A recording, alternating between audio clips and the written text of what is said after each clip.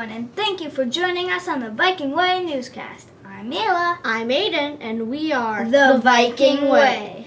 Today we have a quick interview with children's author Katie McKay, A surprise visit from a sneaky little detective, a playground challenge, and some fan mail from our viewers. Speaking of that silly author, it's time to find out more about her. Let's zoom in on some of her books. Miss Sixel's class is standing by with a live report. Let's take a look. Okay, this is Katie McKay. She's an author of many books. Hi, how are you? What's your name? Isabella. Hi, Isabella. Do you have some questions for me? Yeah, what was the first book you wrote? The first book I wrote was actually a serious book, and I wrote it for teachers, and it's called Tough Kids, Tough Classrooms. That sounds really cool. Thanks. What is your favorite character? Did you mean a favorite character from one of my books, or a favorite character out of all the books I've ever read? One of your books. One of my books?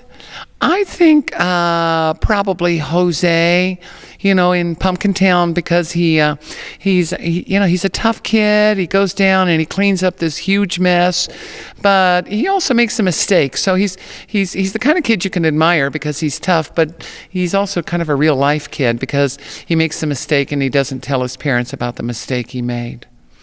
That's good. Thank you, Miss Sixel's class. Aiden, I think we have to remember to be tough. Writing is tough, but only when we have the courage and grace to make mistakes do we show our true strength. Mila, I agree. Students, put your thumbs up if you're ready to be tough. Viewers, have you noticed kids who need help following the Viking Way on the playground? Hola, mis amigos. Me llamo Hakim. Just kidding. It's me, Chip McGee, the best detective you'll ever see. I was in disguise. Let's take a look out on the playground to see if we can find people being respectful, responsible, and safe. Olé! Wow! Look at this! Did I just see him? Yes, I did. He picked him off the ground. What a great way to be respectful and to be responsible and be safe out on the playground. What sportsmanship! That should be on ESPN's Top 10. Now let's take a look over at the swing set. Back and forth. One person pushing, no swings a-tangling. It's a beautiful sight. Finally, oh my goodness, I can barely believe my eyes. Kickball, the play way it's supposed to be played. Look at that line. Look at those even teams. I can't believe it. It's a beautiful thing. I think we definitely found kids being respectful, responsible, and safe today. Until next time, Chip McGee, out! Chip McGee is absolutely right. That's why Miss Johnson's class brings us a fun, Yet safe. recess game. Let's take a look. Hi, we are some of Miss Johnson's 5th graders. We are here to show you our top 5 recess ideas. With these, you'll never get bored at recess again. Number 1, I'm going to teach you how to play sharks and minnows.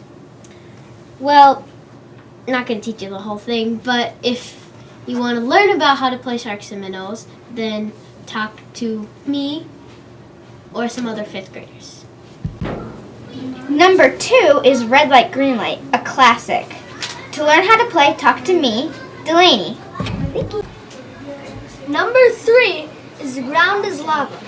Talk to me, Sam, to learn how to play. Number 4, The game 500. All you need is a football. and then come talk to us to learn how to play. Number 5, Monster Mash.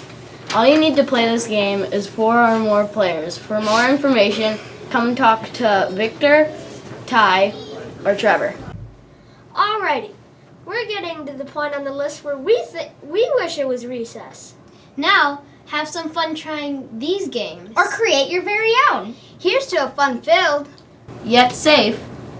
Recess! Back to you, Mila and Aiden. I bet you have some ideas too. It's time for a challenge. We challenge each of your classes to think of a fun Yet safe. recess activity that uses the 3 B's. Share your ideas with Miss Peterson for a chance to be featured on the next newscast. Finally, the Viking Way Newscast would like to say thank you to Miss Leroy's 3rd graders for our very first fan mail. Doesn't this feel great? Time for a turn and talk. Writing thank you notes is an example of being respectful. Who could you write a thank you note to?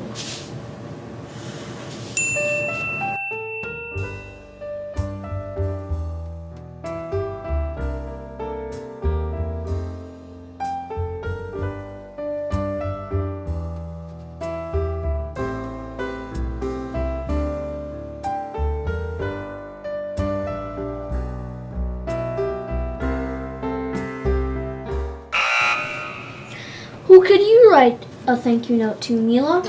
I would write it to my grandma, but I'd have to learn a lot more Bulgarian because she lives in Bulgaria. So all I know is Yablka and Krusha, which means pear and apple. What about you, Aiden? I would write a thank you note to my dad because he spends every free second he has to teach me everything about the environment he knows. You know, Mila, we should also use the 3 B's at home. I agree, Aiden, and our parents will love it. Have a great week, everyone! And until next time, be respectful, be responsible, and be safe.